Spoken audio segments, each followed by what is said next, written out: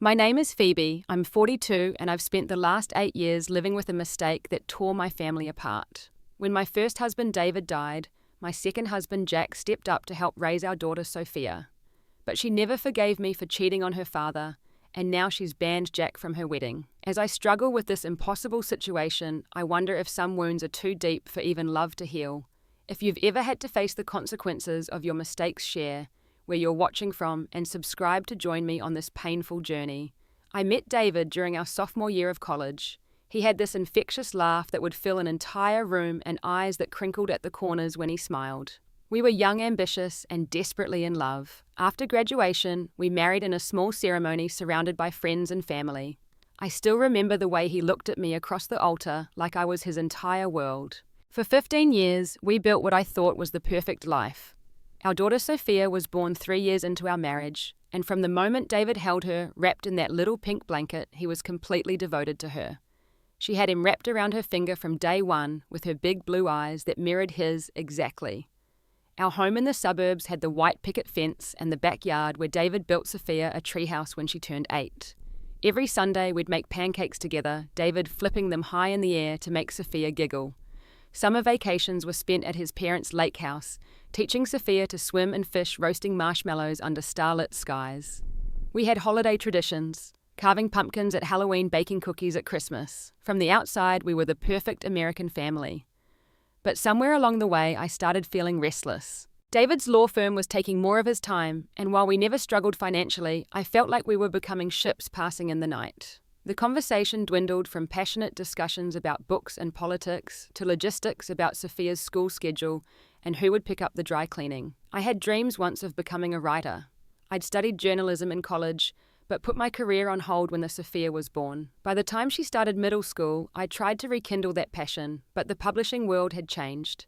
My few freelance pieces were met with polite rejection emails.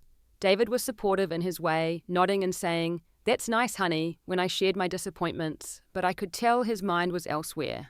The physical intimacy started fading too. Passionate nights became occasional weekend encounters, then monthly obligations. I told myself this was normal for long-term marriages, but I felt invisible, undesired. I was only 34, but I felt like my life was already over, all my passion and potential locked away in a beautiful house filled with things, but increasingly empty of connection. As Sophia entered her teen years, she gravitated naturally toward her father. They shared the same analytical mind, the same dry humor. Weekend fishing trips became their special time, and I was happy they were close, but I felt increasingly like an outsider in my own family. Sophia and I started butting heads about typical teenage things, curfews, clothing choices, phone time, and each argument seemed to push her further into team dad territory.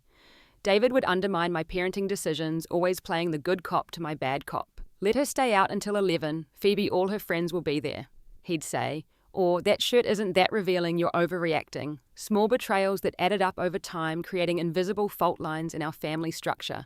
I suggested couples therapy once during a rare moment when we were both home and awake at the same time. David looked surprised, almost offended. "We don't need therapy," he said. "Everyone goes through phases, we're fine." But we weren't fine. I wasn't fine. I was drowning in loneliness while living with the two people I loved most in the world. Looking back, I can see all the warning signs, all the places where a different choice might have led us down another path. But at the time, I just felt trapped in a beautiful cage of my own making, watching life happen without really participating in it, wondering if this emptiness was all I had to look forward to for the next 40 years. I started working part-time at a local gallery, mostly to get out of the house. It was there I rediscovered my passion for photography, something I'd loved in college, but abandoned for more practical pursuits. The gallery owner, Amelia, encouraged me to display some of my work. For the first time in years, I felt a spark of excitement of pride in something I'd created. When I told David about the upcoming exhibition featuring my photographs, he checked his calendar and said he had an important client dinner that night. "You understand, right?" he asked, as I'm not really looking for an answer. Sophia had a school event, so she couldn't come either. I stood alone at my first exhibition, accepting compliments from strangers, while my family was elsewhere. I don't share these details to excuse what came next, only to explain the state of mind that made me vulnerable to what would become the biggest mistake of my life. The conference in Chicago was supposed to be a simple 3-day trip. The gallery had sent me to network with artists and scout new talent. I remember packing my suitcase while David sat on our bed, half listening as I ran through Sophia's schedule for the weekend. She was 15 then, busy with debate team and violin lessons. "We'll be fine," he assured me, eyes never leaving his laptop screen. "Go enjoy yourself for once." Michael was the keynote speaker, a renowned photographer whose work I'd admired for years. Tall with salt and pepper hair and intense eyes that seemed to see right through you. During his presentation, he used one of my questions as a launching point for a deeper discussion. "Excellent observation," he said, making eye contact that lasted a heartbeat too long. That small validation shouldn't have meant so much, but it did. At the reception afterward, he sought me out. "You have an eye," he told me after I showed him some of my work on my phone. "You see things others miss." We talked for hours about light and composition, about the power of visual storytelling. He listened to me in a way I hadn't been listened to in years. When the reception ended, he suggested continuing our conversation over dinner. I should have said no. I knew it even then. But I told myself it was professional, an opportunity to learn from someone established in the field. The wedding ring on my finger felt suddenly heavy as I accepted. Dinner stretched into drinks at the hotel bar. We talked about our childhoods, our influences, the roads not taken. He told me about his divorce, how his ex-wife never understood his devotion to his art. I found myself confessing my frustrations, how invisible I felt in my own life. When his hand touched mine across the table, I didn't pull away. "You're too talented to be sidelined, Wei," he said. "Too vibrant to be ignored." I'd like to say I was drunk, but I'd only had 2 glasses of wine. I was intoxicated by attention, by desire, by feeling seen. When he invited me to his room to show me his portfolio, we both knew it was a pretense. What started in Chicago didn't end there. Michael lived just 2 hours away from my suburb. We began meeting whenever I could create a plausible excuse. Gallery events, photography workshops, weekend exhibitions. Each time I told myself it would be the last time that I would end it and recommit to my marriage. But the contrast between Michael's passionate attention and my increasingly cold home life made it impossible to walk away. For 4 months, I lived a double life. With Michael, I was desired, appreciated, alive. At home, I went through the motions, carrying the heavy weight of betrayal alongside the intoxicating lightness of new passion. I created an email account David didn't know about. I bought a second phone. I became someone I never thought I could be: a liar, a cheat, a betrayer of vows. David started noticing changes. I was happier, more energetic, but also distant, protective of my phone. "You seem different," he said one night as we prepared for bed. "Is everything okay?" "Just excited about my work," I replied, unable to meet his eyes. He nodded, accepting the half-truth, without probing further, which somehow made it worse. The thread that unraveled everything was so mundane. A forgotten phone on the kitchen counter while I showered. Sophia looking for the password to the Netflix account, picking it up just as a message from Michael appeared on the screen. "Last night was amazing. Can't wait to see you Friday. Love you." I emerged from the shower to find them both in the kitchen. David holding my phone, face ashen. Sophia looking at me with an expression I'll never forget. Confusion giving way to understanding, then disgust. "Who's Michael?" David asked, his voice terrifyingly calm. The denial died on my lips. In that moment, watching my husband and daughter staring at me like I was a stranger, the fantasy shattered. I saw with sudden, brutal clarity what I'd done, what I was about to lose. "Dad," Sophia's voice broke on the word, seeking reassurance I had destroyed. "Go to your room, sweetie," David said gently. "No," she protested. "I want to know what's going on." "Your mother has been having an affair," he said, the words falling like stones into still water. "Haven't you, Phoebe?" The confession that followed was ugly, tear-soaked, punctuated by Sophia's sobs and David's deathly silence. I couldn't explain it in a way that didn't sound selfish, because it was selfish. Every justification, loneliness, neglect, feeling unseen, felt hollow in the face of their pain. David didn't yell. He simply said, "I want you out of this house tonight." Sophia wouldn't look at me as I packed a bag. When I tried to hug her goodbye, she flinched away. "Don't touch me," she whispered. "I hate you." As I left our home, I called Michael, expecting comfort, support, a place to stay. Instead, I got voicemail. By the next morning, he'd blocked my number. When I drove to his apartment, a neighbor told me he'd left town for a photography assignment abroad. Just like that, the fantasy collapsed completely, leaving me alone with the consequences of my actions. The divorce proceedings were mercifully quick. David didn't fight for more than his fair share. He just wanted it over. I moved into a small apartment across town. Sophia refused to see me or respond to my calls and texts. David became the gatekeeper of information about my daughter's life, sharing minimal updates when I begged. The gallery let me go after the scandal affected attendance at my exhibition. Turned out Michael had a reputation for affairs with aspiring photographers. I was just the latest in a long line, nothing special after all. In the space of a week, I'd lost my family, my home, my lover, and my job. I'd destroyed everything that mattered, and for what? A fantasy that popped like a soap bubble the moment it encountered reality. The days after the divorce finalization were the darkest of my life. I woke up crying and went to bed the same way. My apartment felt like a hotel room. Impersonal, temporary, just a place to exist rather than live. I left voice messages for Sophia that went unanswered, sent texts that were read but never replied to. On her 16th birthday, I waited outside her school with a gift only to have her walk past me as if I were invisible. David was coldly civil when we had to interact about financial matters. "Sophia doesn't want to see you," he would say.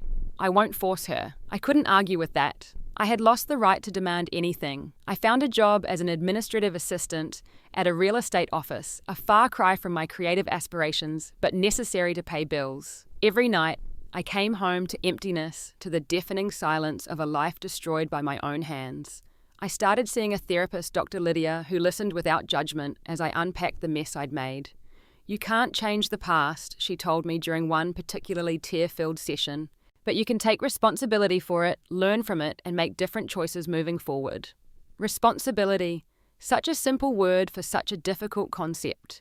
It meant acknowledging that regardless of the state of my marriage, I had made the choice to betray it, rather than address the problems or leave with integrity. It meant accepting that my actions had wounded my daughter in ways that might never fully heal. After 3 months of silence, Sophia finally agreed to meet me at a coffee shop.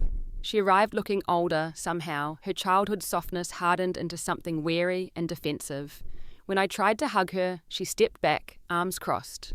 "I'm only here because Dad thinks I should give you a chance to explain," she said, voice flat. So explain. What could I say? That I'd been lonely, that her father and I had drifted apart, that I'd felt invisible. All true, but all insufficient justifications for tearing apart her world. "I made a terrible mistake," I said finally. "I was selfish, and I hurt you and your father deeply. I'm so sorry, Sophia." "Sorry doesn't fix anything," she replied. Eyes filling with tears, she angrily wiped away. "You ruined everything. Dad barely eats. He looks 10 years older. Do you even care?" "Of course I care," I whispered. "I'll always care about both of you." "If you cared, you wouldn't have cheated," she said with the brutal simplicity of youth. "You wouldn't have lied. You wouldn't have destroyed our family." She left after 15 minutes, having barely touched her hot chocolate. I sat there long after she'd gone, feeling the full weight of what I'd done. 6 months into my new diminished life, I started volunteering at a community garden on weekends. It was partly Dr. Lydia's suggestion, connecting with something living and growing, and partly a way to fill the endless empty hours when I wasn't working. Planting seeds, pulling weeds, watching things bloom under my care became a form of therapy. I couldn't fix what I'd broken, but I could nurture new growth. It was there I met Jack. He was organising a fundraiser for the garden's youth program, a tall man with kind eyes and a gentle voice. He noticed me struggling with a particularly stubborn root and came over to help. His hands were calloused from outdoor work, strong, but careful as they demonstrated the proper technique. "You're new here," he said afterward, offering me a bottle of water. "I'm Jack Sullivan." "Phoebe Martin, ma," I replied, using my maiden name, which I'd reclaimed after the divorce. We talked about gardening, about the neighbourhood, about the changing seasons.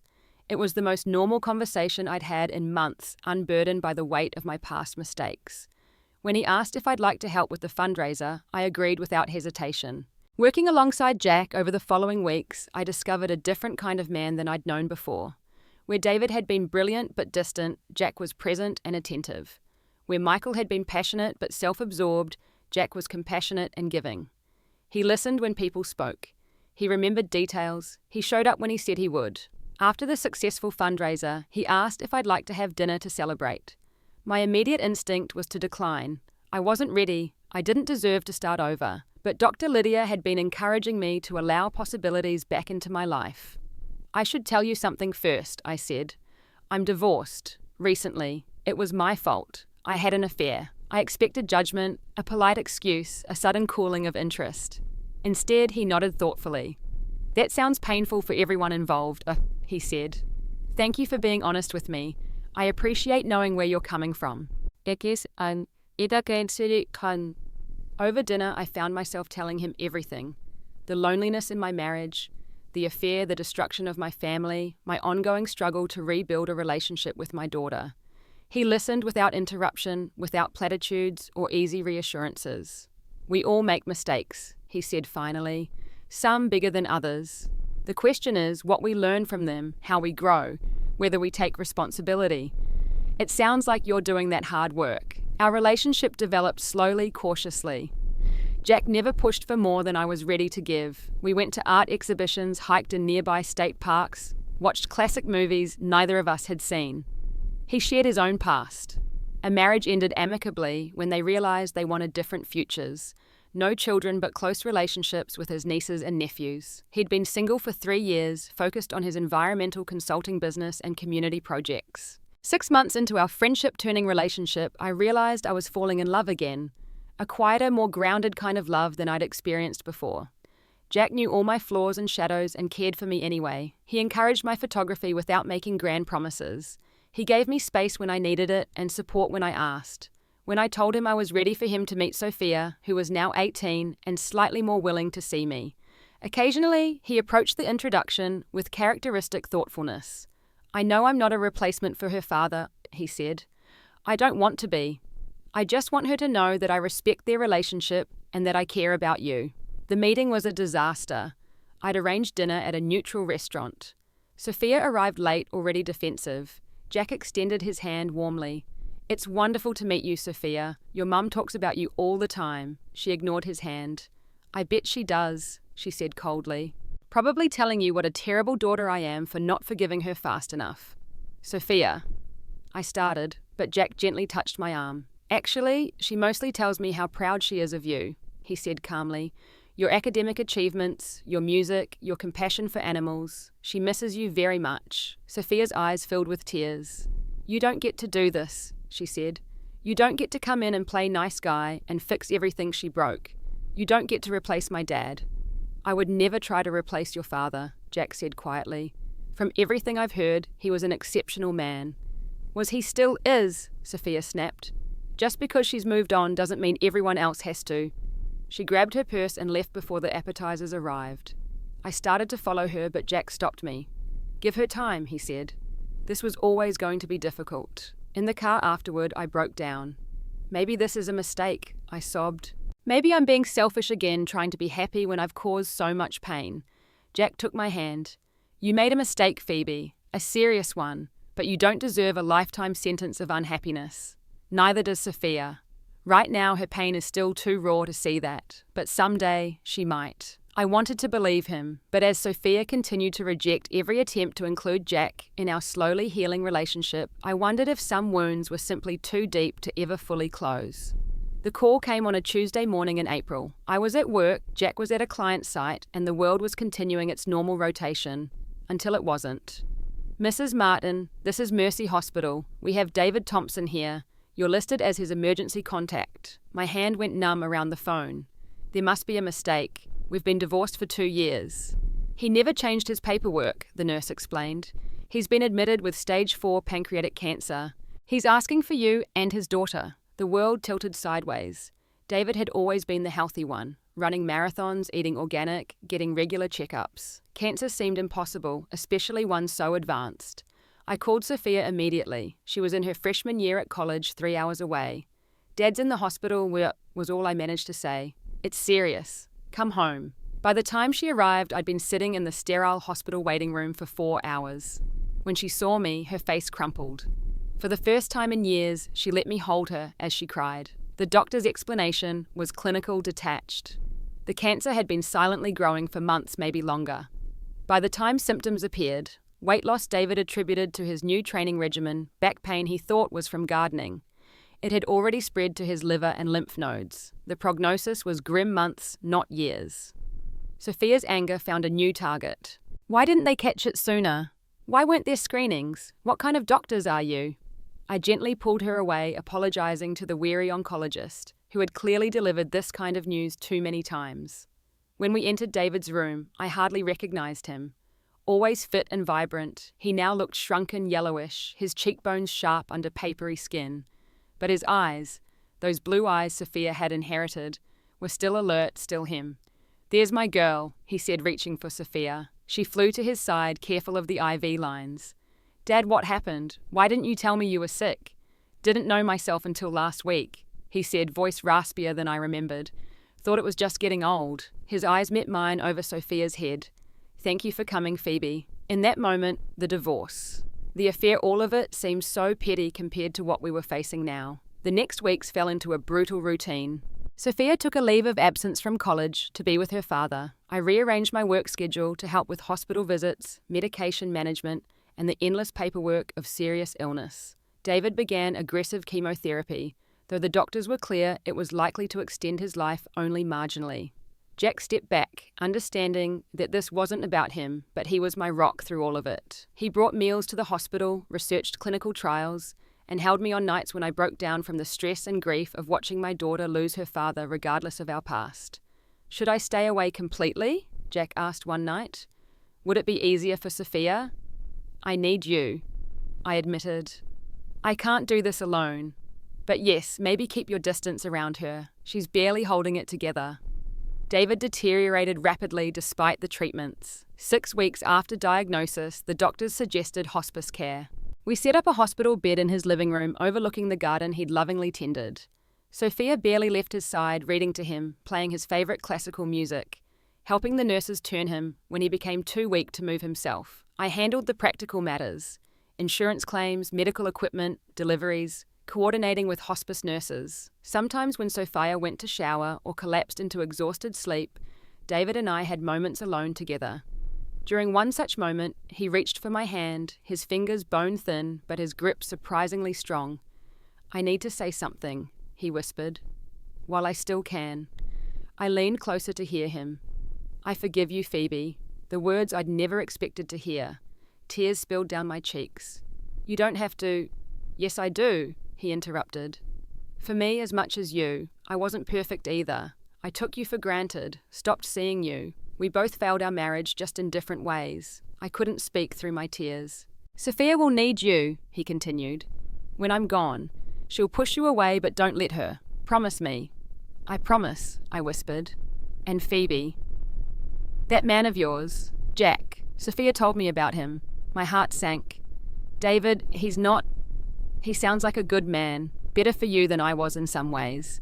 His breathing was laboured now. "You deserve happiness. Don't let guilt rob you of that. And don't let Sophia's grief make her bitter. She'll need someone steady, someone like Jack sounds to be." I was stunned by his generosity, undeserved as it felt. The end came peacefully on a sunny morning in June. David simply stopped breathing while Sophia and I sat with him. One moment he was there, and the next the essential spark that made him David was gone, leaving only the shell behind. Sophia's wail of grief still haunts my dreams. She collapsed across her father's body, sobbing, while I stood helplessly, my own tears falling silently. When I tried to comfort her, she pushed me away violently. "This is your fault," she screamed, face contorted with grief. "If you hadn't broken his heart, this wouldn't have happened. He'd still be here." The rational part of me knew pancreatic cancer wasn't caused by emotional distress. But in that moment of raw pain, logic had no place. I let her rage at me, absorbing her grief and guilt, because she needed somewhere to put it. The funeral was well attended. David had been respected in his profession and the community. Jack came sitting quietly in the back, a supportive presence without imposing. When Sophia gave her eulogy, there wasn't a dry eye in the church. "My father was the best man I've ever known," she said, voice breaking. "He taught me integrity, compassion, and forgiveness." Her eyes found mine in the congregation. "He forgave those who hurt him even when they didn't deserve it. I'm still learning that lesson." At the graveside, as they lowered the casket, Sophia turned to me suddenly. "I need to move back home," she said. "I can't go back to campus right now." By home, she meant my apartment, not the family house which had been sold in the divorce. I nodded immediately. "Of course, as long as you need." It wasn't until we were walking back to the car that she added, "But I don't want him there." Her eyes flicked to where Jack stood at a respectful distance. "I can't handle that right now. I looked at the man who had supported me through this nightmare without complaint, who had put my needs and my daughter's before his own. He met my gaze and nodded slightly, already understanding what was being asked. "Whatever you need, Sophia," I said. "It's just us for now." The first months of living with Sophia again were like navigating a minefield. Her grief expressed itself as anger mostly directed at me. She'd swing between needing my presence, crawling into my bed in the middle of the night sobbing like she had as a child, and coldly shutting me out for days. I walked on eggshells, desperate not to say the wrong thing, to be whatever she needed in each volatile moment. Jack was incredibly patient through all of this. We met for lunch when Sophia was in therapy. He called every evening just to check in. He never complained about being sidelined, never pressured me to integrate him into this fragile new reality. "She's your daughter and she's grieving," so he said simply. "She comes first right now. I'm not going anywhere." Slowly, almost imperceptibly, Sophia's raw wound of grief began to scab over. She started talking about returning to college for the spring semester. She went entire days without crying. She began sorting through boxes of her father's possessions that had been in storage, keeping some treasured items and donating others. One evening, I came home from work to find her looking at old photo albums. Pictures of her childhood of the three of us as a family, of David coaching her soccer team. To my surprise, she patted the couch beside her. "Remember this trip?" she asked, pointing to a photo of us at the Grand Canyon. I sat carefully afraid to break this moment of connection. "You were terrified of the edge. Dad had to carry you to look over." "I was such a scaredy cat," she said, smiling faintly. "You were 7, I reminded her. "And it is a very long drop." We spent hours looking through photos, reminiscing, crying, a little even laughing at some forgotten family joke.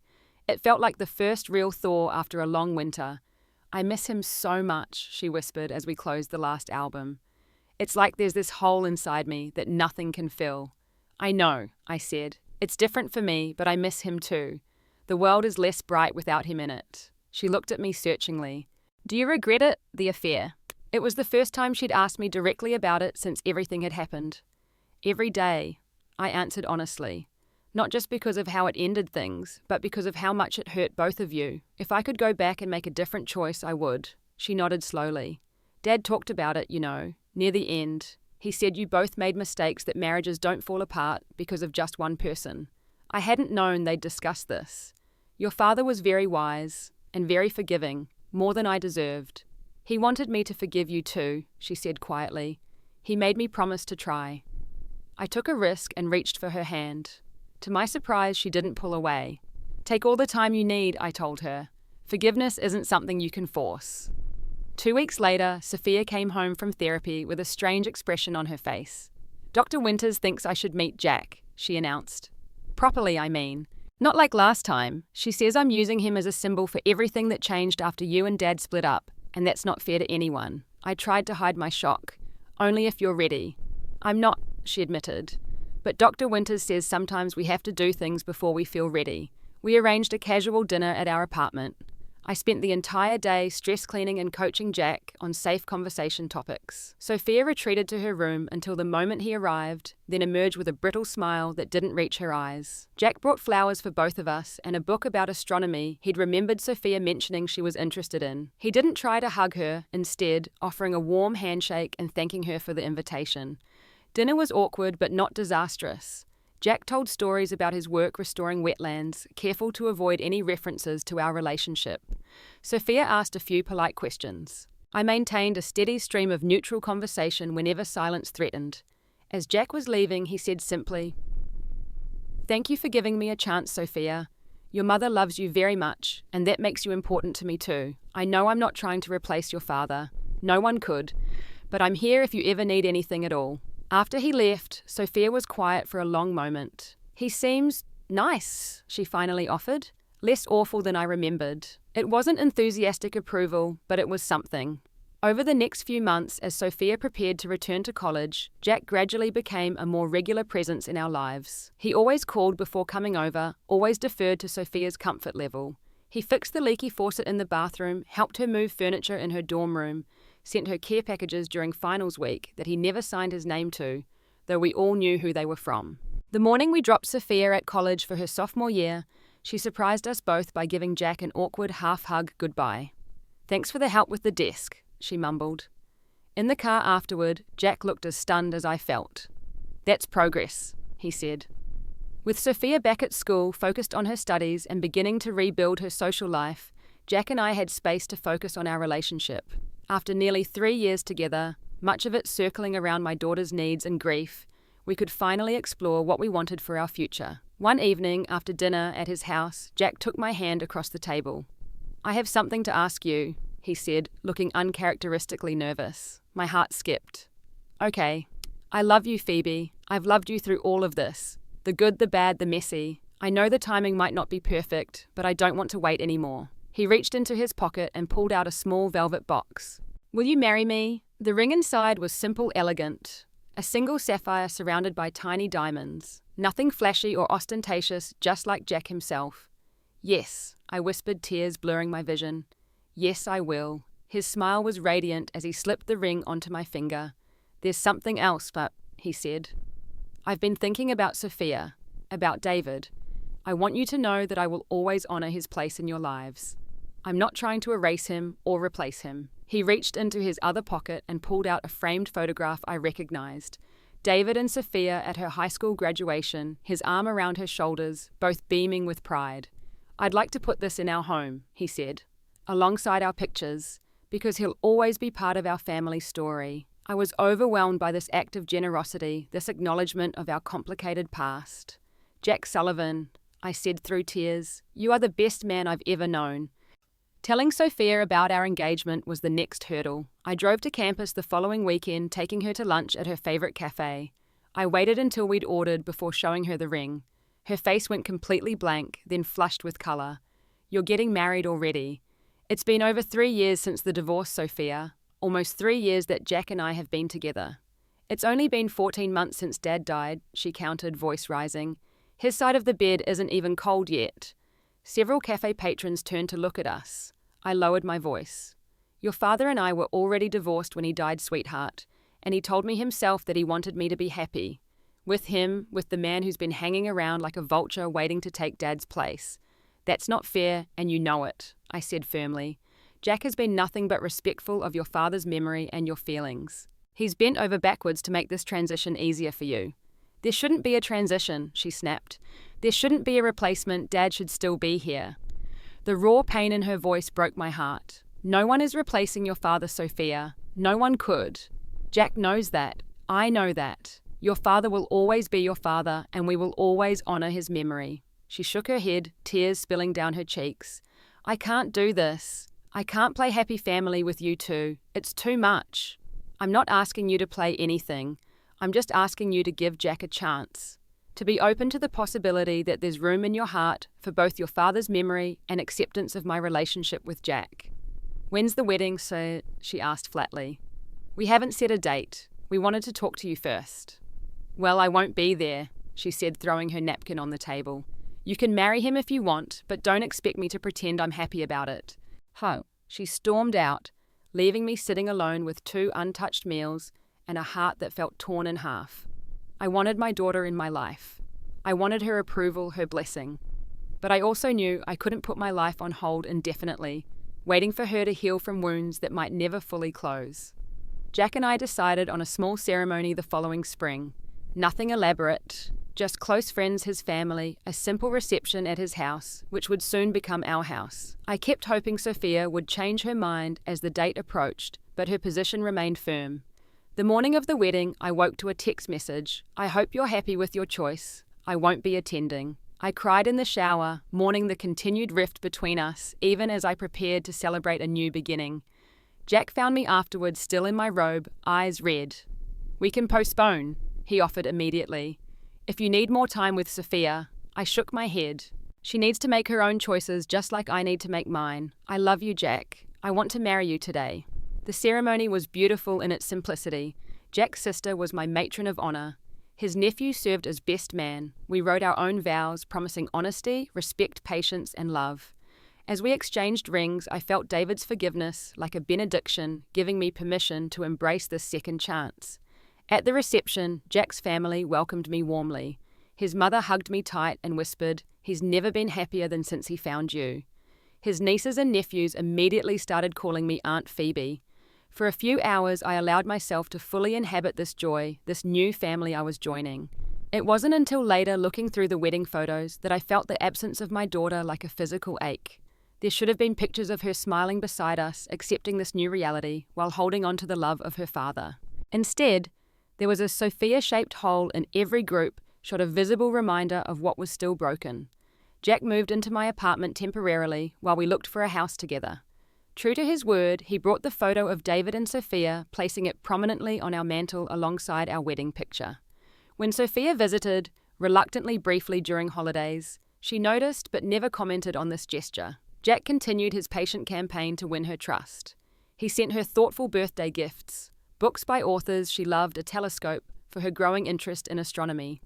He never signed the cards Dad or even Stepdad, just Jack. He never pushed for more acknowledgement than she was willing to give. When she did visit, he made himself scarce if she seemed uncomfortable, but was always available if she needed anything. During her junior year, Sophia's car broke down on campus. It was Jack who drove the 3 hours to help her. Jack who paid for the repairs without telling me. Jack who made sure she had a safe place to stay while the work was done. When I found out and thanked him, he shrugged it off. She needed help. That's what family does. I began to hope that time was softening her resistance. She still maintained a certain coldness around him, but the active hostility had faded. She would address him directly, now would occasionally ask about his work, or comment on a meal he'd prepared. Small steps, but steps nonetheless. Then came the phone call that shattered this fragile peace. "Mum!" Sophia's voice was bright with excitement. "I have news. Thomas proposed I'm getting married." The engagement came as a complete surprise. I knew Sophia had been dating Thomas for about a year, a fellow astronomy student she'd met in class, but I hadn't realized they were so serious. She was only 24, just finishing her master's program. "That's wonderful news, sweetheart." I managed pushing aside my concerns about their young age. "I'm so happy for you. When can I meet him properly?" We'd had a brief introduction at her college graduation, but barely more than handshakes and congratulations in the crowd. "Actually, we're coming home next weekend. Thomas wants to do this right. He's going to ask for your blessing." She laughed. "Kind of old-fashioned, but sweet, right?" "Very sweet." I agreed, heartwarming to this young man who wanted to honor traditions. "We'll make a special dinner." There was a telling pause before Sophia said, Actually, could it just be you? Thomas wants to talk to you specifically, as my mum." The exclusion of Jack was pointed and painful. After 5 years in my life, 3 years of marriage, countless acts of kindness towards Sophia, he was still being held at arm's length. "Jack is part of my life, Sophia, part of our family." "He's part of your family," she corrected. "Not mine. My family was Dad, you and me. Please, Mum, this is important to me." I wanted to argue, to insist that she recognized Jack's place in our lives, but I also didn't want to taint this happy occasion with conflict. "Fine. Dinner with just the 3 of us." Jack, as always, was understanding. "Go enjoy meeting your future son-in-law," he said, kissing my cheek. "I'll make myself scarce." Thomas turned out to be everything I could have hoped for in a partner for Sophia. Intelligent, kind, with a quiet confidence and genuine warmth. He spoke lovingly about Sophia, respectfully to me, and asked thoughtful questions about our family. "Sophia talks about her father all the time," he said during dinner. "He sounds like he was an amazing man." "He was," I agreed, smiling at the memories. "David would have liked you very much." "I wish I could have met him," Thomas said sincerely. "Sophia shows me pictures, tells me stories. I feel like I know him a little through her eyes." Later, when Sophia went to the kitchen for dessert, Thomas leaned forward earnestly. "Mrs. Sullivan, I want you to know that I'll always honor Sophia's father's memory. I know how important he is to her." "Thank you, Thomas. That means a great deal." I hesitated, then added, "And my husband Jack would say the same if he were here. He's always respected David's place in Sophia's life." Thomas looked uncomfortable. "Sophia mentioned that things are complicated there." "They don't need to be," I said quietly. "Jack has never tried to replace David. He's only ever wanted to be a supportive presence in Sophia's life, whatever role she's comfortable with." Thomas nodded thoughtfully. "I'll keep that in mind." The wedding planning began immediately. Sophia had always dreamed of a June wedding, and with her graduation in May, the timing seemed perfect. She asked if we could use some of the money from her college fund that remained to help with expenses, and of course I agreed. What I didn't tell her was that after David's death, When the medical bills had depleted much of his savings, it was Jack who had quietly added to Sophia's college fund to ensure she could complete her education withaut worry. He'd never wanted credit, never wanted her to feel obligated to him.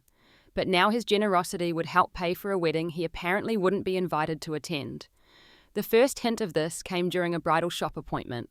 Sophia had asked me to help her find a dress, a mother-daughter moment I'd been looking forward to. As we flipped through gown options, the consultant asked, "Will your stepdad be walking you down the aisle, along with your mum?" Sophia stiffened.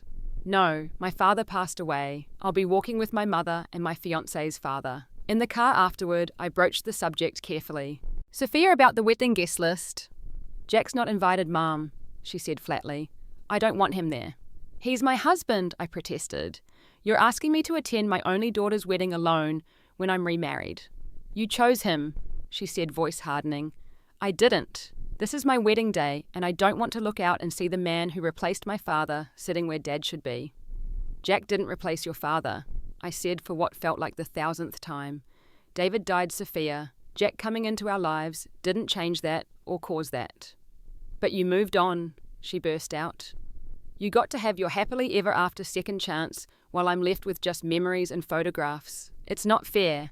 There it was, the heart of her resentment. Not just the affair that had ended my marriage to her father, but the fact that I had found happiness again while she was still grieving. "Life isn't fair," I said gently. "If it were, your father would still be here. But he would want you to be happy, Sophia, and he would want me to be happy too. He told me that himself before he died." "Well, it's too late to ask him how he'd feel about his replacement attending my wedding, isn't it?" she snapped. I tried a different approach. "The college fund we're using for your wedding, Jack contributed to that after your father died. He's never said a word about it because he didn't want you to feel obligated to him. He's been there for you in ways you don't even know about." Her expression flickered with surprise, then hardened again. "So now I'm supposed to feel grateful, invite him because he threw money at my education. No, you're supposed to recognize that he's been a positive force in our lives, that he cares about you because you're my daughter, not because he expects anything in return." The argument continued in circles, neither of us willing to concede. Finally, Thomas intervened, suggesting a compromise. Perhaps Jack could attend the reception, but not the ceremony itself. Sophia shook her head adamantly. "No, I don't want him there at all. Mum can bring a different +1 if she needs someone to sit with." I was stunned by the callousness of this suggestion. "He's not a random date, Sophia. He's my husband of 3 years, my partner of 6. "Then don't come," she said, tears filling her eyes. "If you can't respect my wishes on my wedding day, then maybe you shouldn't be there either." The ultimatum hung between us, heavy and threatening. I looked at my beautiful, stubborn daughter, still wounded by the past, and at the young man who loved her, caught in the middle of our broken family politics. "I'll be there," I said finally, "with or without Jack." In the car on the way home, I cried harder than I had in years. When I told Jack what had happened, his face reflected pain, but not surprise. "It's okay," he said, holding me close. "I understand. It's her wedding. She should have the day she wants." "It's not okay," I sobbed. "It's cruel and unnecessary. After everything, after all this time, she's still punishing both of us." Jack wiped my tears away gently. "She's still hurting Phoebe. The wedding is bringing up all those feelings about her dad not being there to walk her down the aisle. I'm an easy target for that pain. How did I get lucky enough to find someone so understanding?" I asked, amazed yet again by his capacity for compassion. He smiled sadly. "I love you. That means accepting all of you, including the complicated history and the daughter who's still finding her way through grief. Go to the wedding, be there for Sophia, take lots of pictures to show me after." As the wedding approached, the tension between Sophia and me grew. Every decision became fraught with unspoken conflict. She rejected my suggestions for readings, dismissing them as two-step family friendly. She chose music David had loved, pointed references to the parent who wouldn't be there. When I mentioned that my wedding outfit complemented Jack's favorite tie, her face closed like a shutter. A week before the wedding, I reached my breaking point. After another veiled comment about loyalty and choosing sides, I put down the centerpiece we were arranging and faced my daughter directly. "Enough, Sophia. This has gone on long enough." She looked surprised at my firm tone. I rarely pushed back against her grief-fueled barbs. "For 6 years, Jack has been nothing but supportive, respectful, and kind to you. He has never once complained about being treated like an outsider. He has contributed financially to your education without seeking recognition. He has respected your father's memory, even keeping his photographs in our home. Sophia started to interrupt, but I held up my hand. I'm not finished. I made a terrible mistake when I had the affair. I hurt your father deeply and I hurt you. I have spent years trying to make amends for that, and I will probably spend the rest of my life doing so. But at some point, the punishment has to end. Tears filled her eyes, but I pressed on. Your father forgave me before he died. He specifically told me to find happiness again. He worried about you becoming bitter. What would he think of how you're treating Jack, a man who has never done anything but try to support our family? He's not family, she whispered, but there was less conviction in her voice. He is to me, I said firmly, and he's tried to be to you if you'd let him. Not as a replacement for your father, but as someone else who cares about you. I took a deep breath. I will be at your wedding because I love you, and nothing will ever change that. But I need you to know that this exclusion of Jack hurts me deeply. It feels like you're asking me to deny part of my life to make you comfortable. And that's not fair to ask of anyone, even your mother. I left her sitting among half-finished centerpieces, hoping my words had made some impact. But as the rehearsal dinner approached with no change in her position, I resigned myself to attending my daughter's wedding alone, leaving my husband of 3 years at home like an embarrassing secret.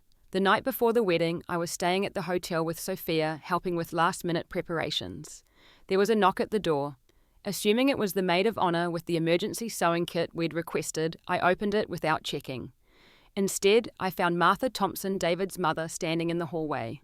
Martha, I said, surprised. She and I had maintained a cordial relationship after the divorce, and through David's illness, united in our love for Sophia. Is everything okay? I need to speak with my granddaughter, she said, her voice firm despite her 80 years. Alone if you don't mind. I stepped aside, curious, but not wanting to intrude. Martha had always been a formidable woman, direct and no-nonsense, but with a deep capacity for love. She'd been remarkably kind to me through the divorce, never condemning me even when she had every right to. Sophia emerged from the bathroom in her pajamas, hair wrapped in a towel. Grandma, is something wrong? That depends on your definition of wrong, Martha said, settling herself in the desk chair. Sophia, we need to talk about tomorrow, about who will and won't be there. My heart skipped. I started to excuse myself, but Martha waved me back. You should hear this too, Phoebe. Sophia looked wary. If this is about Jack, it is, Martha confirmed. And it's about your father too. She reached into her handbag and pulled out an envelope yellowed with age. Your father gave me this before he died. He asked me to give it to you when the time was right. I think that time is now. Sophia took the envelope with trembling hands. Her name was written on the front in David's distinctive handwriting. He knew he wouldn't be here for your wedding day, Martha continued. It broke his heart, but he wanted to make sure you heard some things from him, even if he couldn't say them in person. Sophia opened the envelope carefully and unfolded the letter inside. As she read, tears began streaming down her face.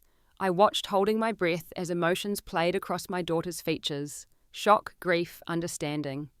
When she finished reading, she looked up at her grandmother. Why didn't you give this to me before? Martha's expression was gentle but firm. Because you weren't ready to hear it. You've been so angry for so long, Sophia. Angry at your mother for the affair, angry at life, for taking your father, angry at Jack, for simply existing. Your father knew that might happen. That's why he wrote this. Sophia turned to me, her face transformed by whatever words David had written. Dad knew about Jack, she said softly, before he died. You told him. I nodded. In one of our last conversations, he asked about my life, about who would be there for me after he was gone. I told him about Jack, how kind he'd been through everything. She looked back at the letter. He says he was glad, that he worried about me shutting you out, about both of us being alone. He says, her voice broke. He says he hopes I've been kind to Jack, that I've given him a chance.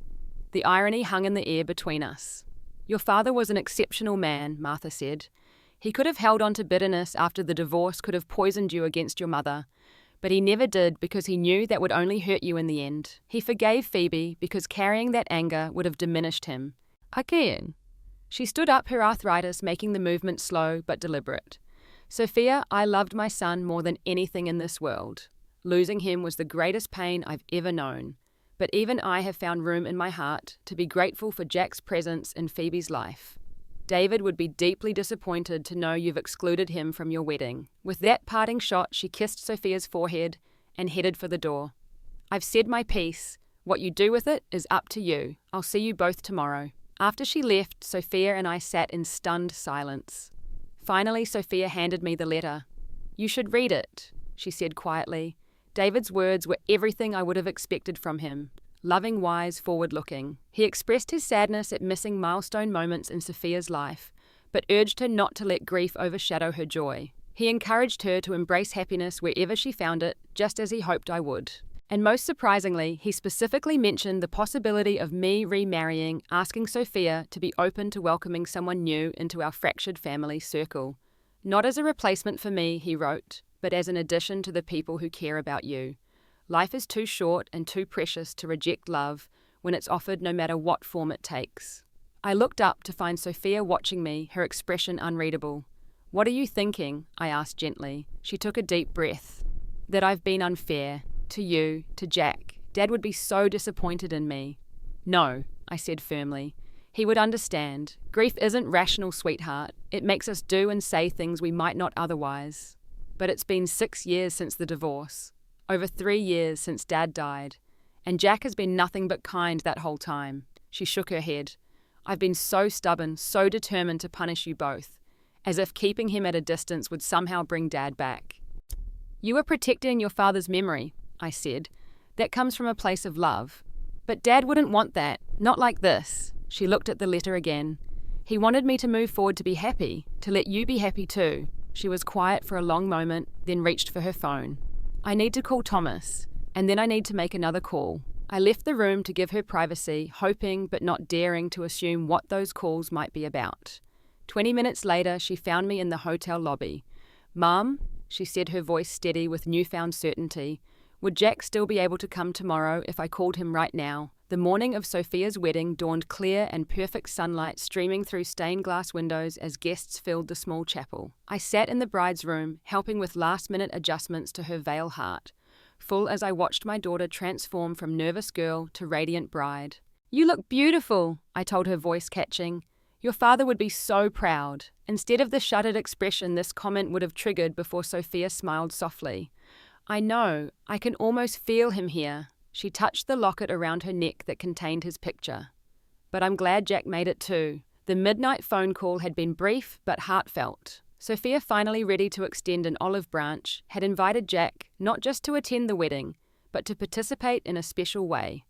He had accepted immediately, driving through the night to be there. No questions asked, no recriminations for the years of rejection. Now he waited outside the bride's room, nervously straightening his tie, the picture of a man determined not to disappoint. "Are you ready?" I asked Sophia as the music changed, signaling it was almost time. She nodded, smoothing her dress one last time. "I think so. Is it weird that I'm more nervous about this part than about actually getting married?" I understood completely. This moment represented not just her union with Thomas, but a potential healing of our family's old wounds. I opened the door and Jack stepped in handsome in his dark suit, emotion evident in his eyes as he saw Sophia in her wedding gown. "You look absolutely beautiful," he said sincerely. "Thank you," she replied. Then awkwardly, but with genuine effort, she added, "Thank you for coming, especially on such short notice." "I wouldn't have missed it for the world," he said simply. The wedding coordinator appeared, signaling it was time. We took our positions for the processional. Thomas's mother first, then me, then the bridesmaids. As the bridal march began, Sophia took a deep breath and looked at the two people waiting to escort her down the aisle, her grandmother Martha on her right and Jack on her left. The original plan had been for me and Thomas's father to walk with her, but Sophia had rearranged things after reading her father's letter. "My mum already has a special role," she'd explained, "and Grandma represents Dad. But I want Jack there too because he's been part of our family even when I refused to see it." Now as they began their walk, I watched from my front row seat, tears blurring my vision. Jack's face was a study in controlled emotion as he escorted my daughter, his hand steadying her when her heel caught briefly in the carpet. Martha beamed with pride, the physical embodiment of David's continued presence and spirit. At the altar, when asked, "Who gives this woman to be married?" Martha spoke clearly. "Her father's memory, her mother and I do." Then in a moment that hadn't been rehearsed, she added, "And her stepfather as well." Jack's surprise was visible only to those who knew him well. As he and Martha took their seats, He beside me, she on the other side of the aisle. He squeezed my hand overwhelmed. The ceremony was beautiful, the reception joyful. Thomas and Sophia radiated happiness as they shared their first dance. When it came time for the father-daughter dancer moment, we'd all been dreading Sophia had arranged something special. The DJ announced, "In honor of Sophia's father David, who cannot be with us today, she'll be sharing this dance with her grandmother Martha, her mother Phoebe, and her stepfather Jack." As the music began, David's favorite Sinatra song, Martha danced with Sophia, first whispering something in her ear that made her smile through tears. Then it was my turn, holding my daughter close as we swayed, remembering David teaching her to dance, standing on his feet when she was little. Finally, Sophia turned to Jack, extending her hand in invitation. He stepped forward hesitantly, clearly not expecting to be included in this moment. As they danced, I saw Sophia say something to him, and his expression transformed from careful neutrality to genuine emotion. He nodded, responding quietly, and for the first time, I saw something like true understanding pass between them. Later, when Jack and I danced together, I asked what she had said.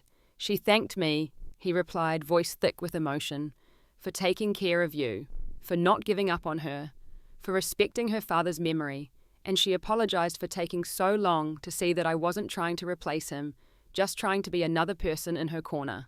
The rest of the reception passed in a blur of toasts, cake cutting, and celebration. As the evening wound down, I found myself sitting with Martha, watching Jack help Sophia and Thomas load wedding gifts into their car. "David would be pleased," Martha said, following my gaze, "about all of this. He never wanted either of you to be alone." "I miss him," I admitted. "Even after everything, after the divorce, I miss him being in the world."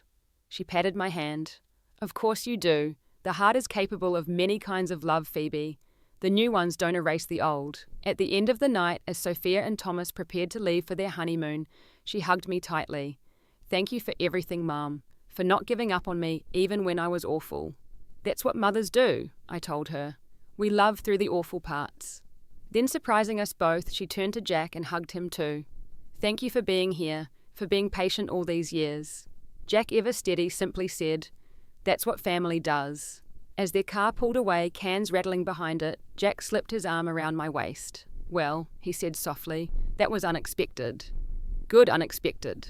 The best kind." 1 month after the wedding, Jack and I invited Sophia and Thomas to dinner at our home, the first time she'd willingly visited since our marriage. The evening was still a bit awkward conversation, sometimes halting, but the sharp edges of old pain had been smoothed by the events of the wedding day. As we finished dessert, Sophia cleared her throat nervously. "Thomas and I have some news," she announced. She glanced at her husband, who nodded encouragingly. "I'm pregnant. You're going to be grandparents." The joy that flooded through me was indescribable. "Oh, Sophia, that's wonderful news." Jack offered sincere congratulations, careful as always not to overstep. But it was Sophia's next words that truly healed something long broken between us.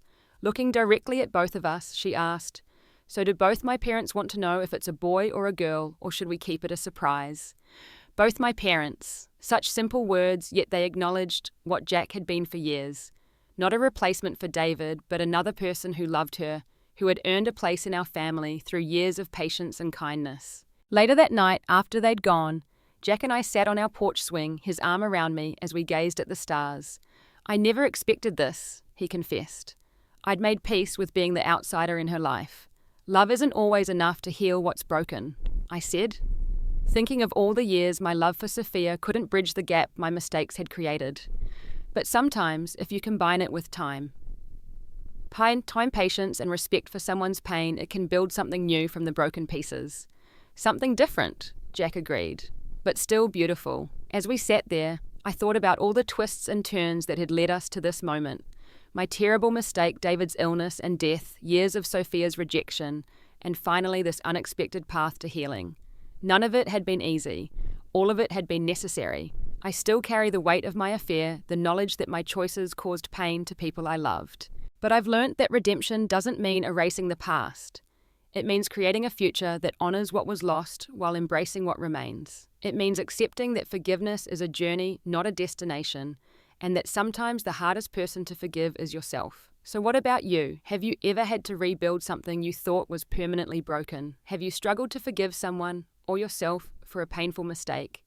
Share your story in the comments. And if this resonated with you, please like and subscribe.